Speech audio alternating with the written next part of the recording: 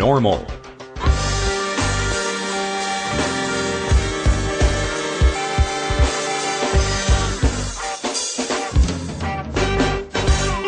Activism begins with ACT. The Russ Belville Show features the stories of hardworking grassroots activists working for an end to prohibition in today's activist agenda.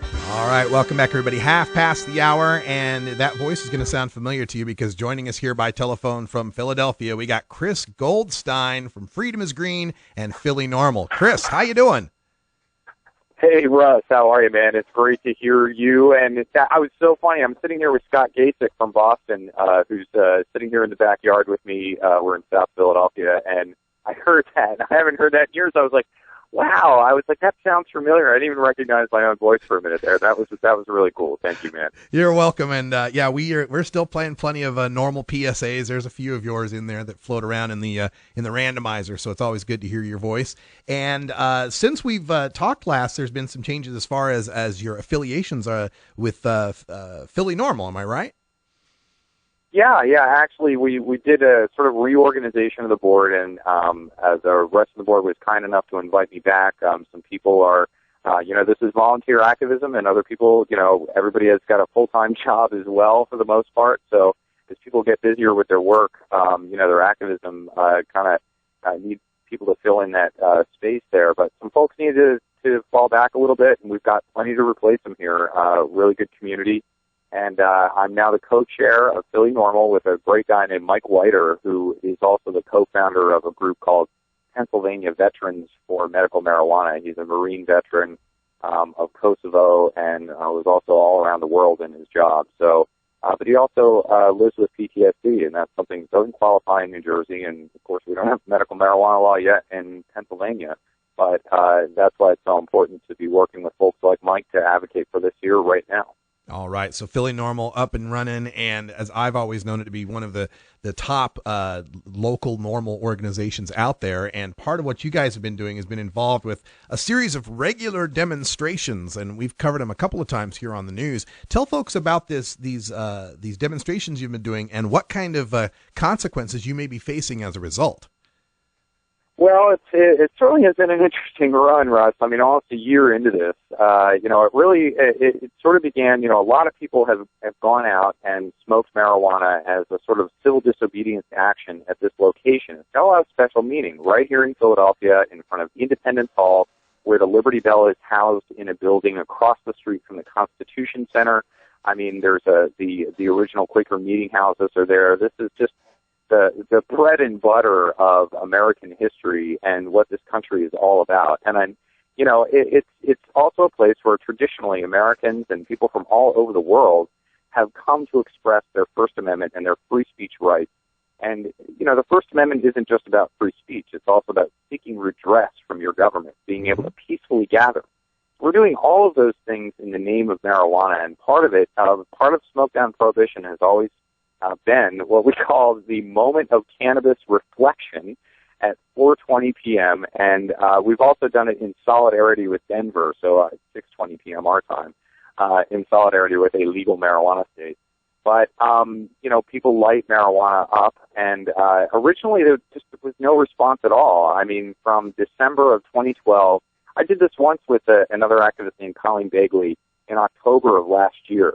And we did it for the Daily News, and we were on the cover of the Daily News in this action. But it was just the two of us commemorating the arrest of Samuel Caldwell 75 years ago. And I thought it was important that somebody be out there at that time. And some other activists like Kevin Clow from PhillyNORML joined me out there that day and observed the protest. And that first sort of small action was sort of how it grew, the modern stuff grew. And a great crew, NAPO, and the guys and girls and the awesome folks involved with the Panic Hour, a comedy activism crew, folks I've known from Occupy Philadelphia, actually, and who really stepped up in a lot of ways and put their activism and comedy and energy into this protest. And it really grew it. On 420, there were almost 500 people out there, Russ, at 4:20 p.m. There were no citations. There was no police action. And at 4:20 p.m., a giant cloud of marijuana smoke went up here. And it really was a really wonderful day. Unfortunately, after that, there's a Christian broadcaster here in town who caught the 420 protest, and it was widely shared on Christian news. And it sort of got to some politicians who I guess called up the Department of Homeland Security and some other agencies. So in May and June and July and even just this weekend, what we've experienced now is a coordinated police action by federal and local authorities against this peaceful protest. And essentially what we're doing is we're going out there and saying that individual Americans are going to go out and light a joint. And, you know, it's making national news that Eric Holder and the Department of Justice have been issuing these memos saying, and one of the clear things about the Department of Justice memos that is almost one of the few clear things in these vague statements is that they're not supposed to use resources to target individual marijuana users. Right. So here we have a bunch of Americans, individuals, declaring their ability and rights to go out to Fifth and Market at the First Amendment and use marijuana, and what they get is a very expensive and coordinated militarized police action against them. We've got and a picture at this point here now, it's been all tough. I'm sorry, I want to cut, if you have a question there, go ahead. I was just going to say, we have a picture from one of these actions. This is the one that's accompanied your press release. It's a picture of you there, smartly dressed and smoking a joint. And then is that a federal park ranger or park officer? What branch is that that's accosting you there? Well, I'm not being accosted, actually. You know, what's funny in a way is that, I have a certain relationship, I guess, with the Rangers and police here in a way. I mean, part of it is that I've been out protesting here in Philadelphia for many years for many issues, Russ, and certainly, as a Quaker and a peaceful protester, I've always maintained a certain demeanor. I'm willing to participate in a civil disobedience action, and I've been civil in how I perform, you know, in the course of my detainment and citation. And I've been, you know, civilly handled by park rangers up until now. However, I have seen a lot of people around me, and so that's a park ranger.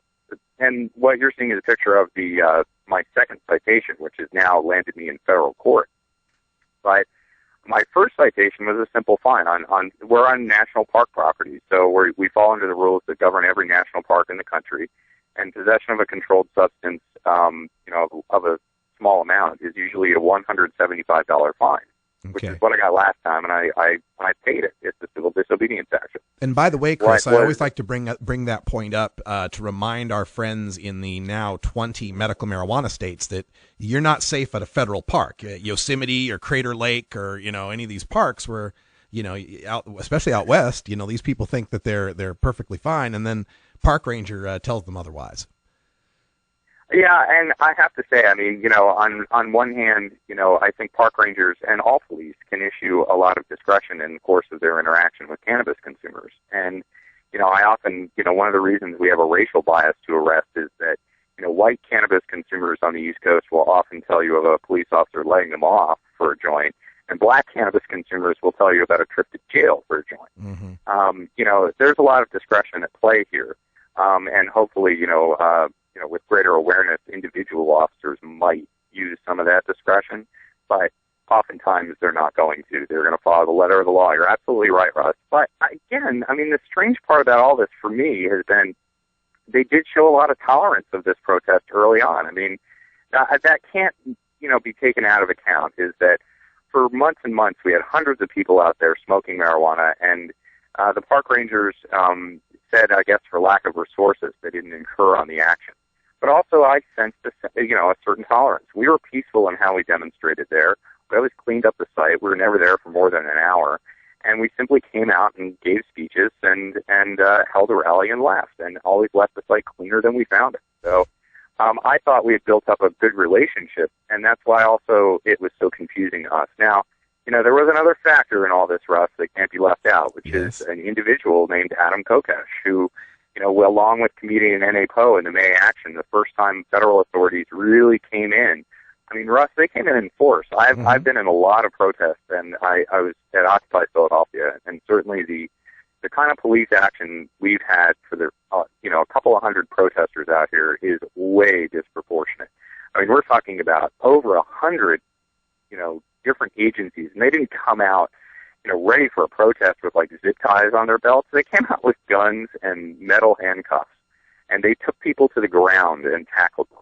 And some of them didn't even have marijuana. I mean, some of them had video cameras, some of them had microphones. So, for all the controversial things that Adam Kokesh is known for and that he did, which was eventually related to gun rights, and he's sitting in a federal detention center in Virginia right now for a very controversial action he did that went way beyond the law down there, I guess. But, for all of that, Adam had come out to the Smoke Down Prohibition protest in Philadelphia. We got some sense, and actually one of the police officers said sort of offhandedly that part of the police action we have garnered was because of Adam and because of his gun rights stuff and I don't know what else. But there was a big change, Russ. I mean, from December until April, there were no citations, no arrests. The Rangers kept the distance. They smiled and waved.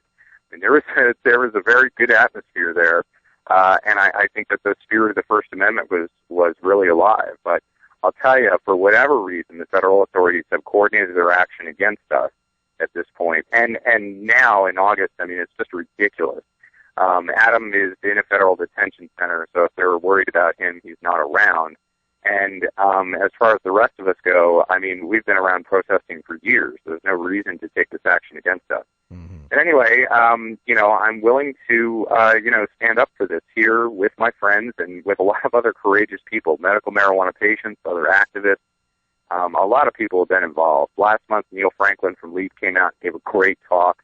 And, we really have had a broad amount of activists involved with this. So I think it really speaks to the issue of marijuana reform. I think it's one of the greatest protests I've had the privilege to sort of be involved with, and we'll keep it up. But personally, I guess it got a little more serious for me and Libertarian candidate for Senate New Jersey, Don DeZarn, a really good guy.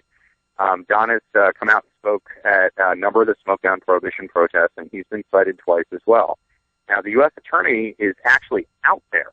I mean, this is, when they come out to this protest now, they set up a little tent, and they put the U.S. Attorney under it, and the U.S. Attorney, the Park Rangers, and Department of Homeland Security, and Philadelphia Police, SEPTA Police, which are the local transit cops, they all come out, and the U.S. Attorney is there. So when I got processed, I got taken over to a tent, and my identification was taken. They wrote me out a citation. Now, unlike last time, this time they didn't write in a fine.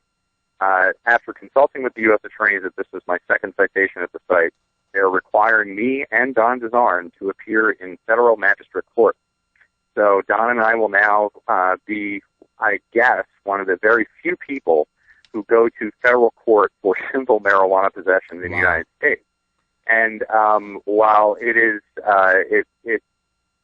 it seems strange, but the penalties, I guess, at this point for us are 6 months of incarceration and a $1,000 fine.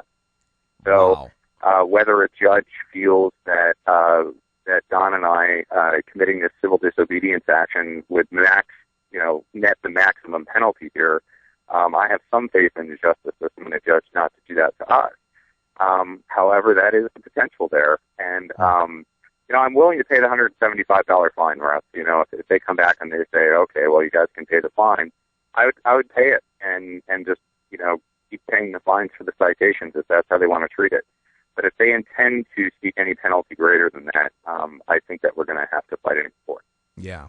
Yeah, and I imagine you've got all sorts of attorney friends who would be at your side for something like that.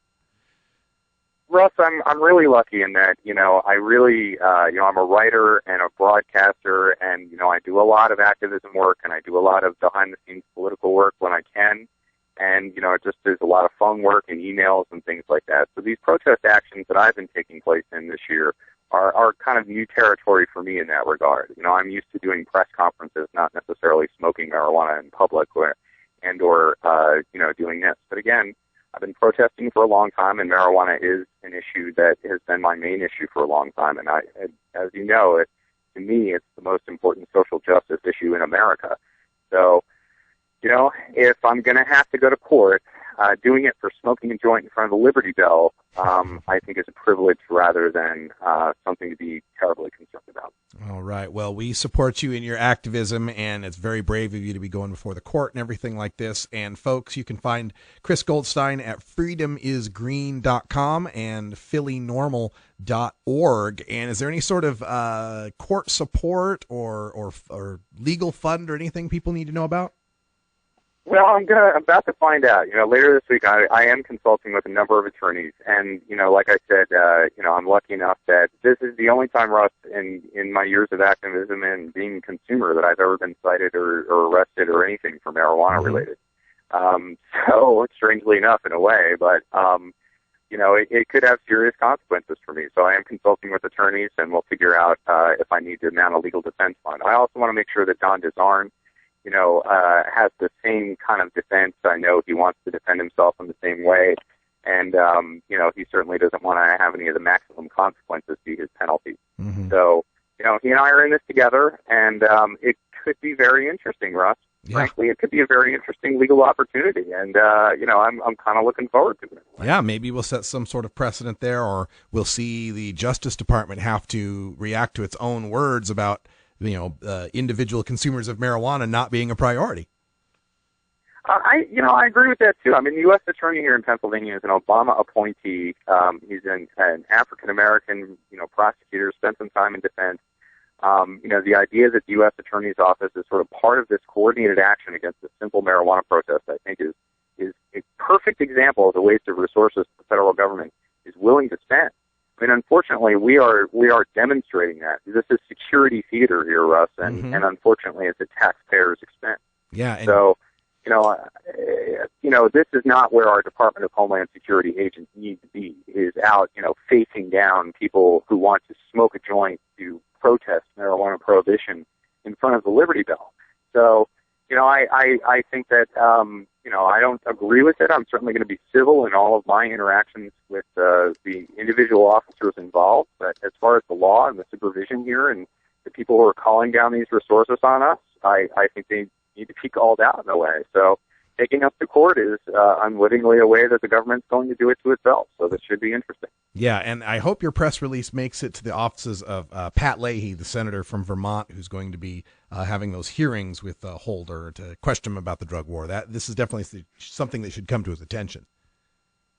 Well, I hope so. I certainly sent it out broadly and widely, and we certainly hope it gets out there. Again, Don and I are there aren't that many people of all the hundreds of thousands, almost 1 million arrests a year for possession in the United States. Most of them are at the municipal and state level. The federal government gets to sort of pass the buck on that. And again, it's an interesting opportunity because those who do have a marijuana case in the federal court are often facing something much more serious than simple possession. Sure. So. Again, it could be interesting, Russ, and I never thought I would say I would look forward to be taken to court by the U.S. Attorney, but almost in a way I am. Well, we will keep in touch here, and whoops, sorry about that. That was not supposed to fire off at that time. My apologies. How did that happen? Let's go there. Things are crazy in the studio, Chris. Sometimes, you know how it goes. But it's all good, man. You guys are lucky on the West Coast. It's all good. Yeah. We will have a good day out there, and I really appreciate the time. It's really good to hear your voice. It's great to be on the show, and and good luck to you out there. Don't forget us about all you marijuana legalizers out there on the West Coast. One of the things I think would really help reform nationally is that all us East Coasters make it to D.C. It's easy for us to take a 2-hour bus trip or something like that. We'll be right back after these messages from our 420 friendly sponsors. That's right. We will see you out at the Boston Freedom Rally as well. Money goes straight Take it easy, to the man. Russ Belville Show. Have a good one, man.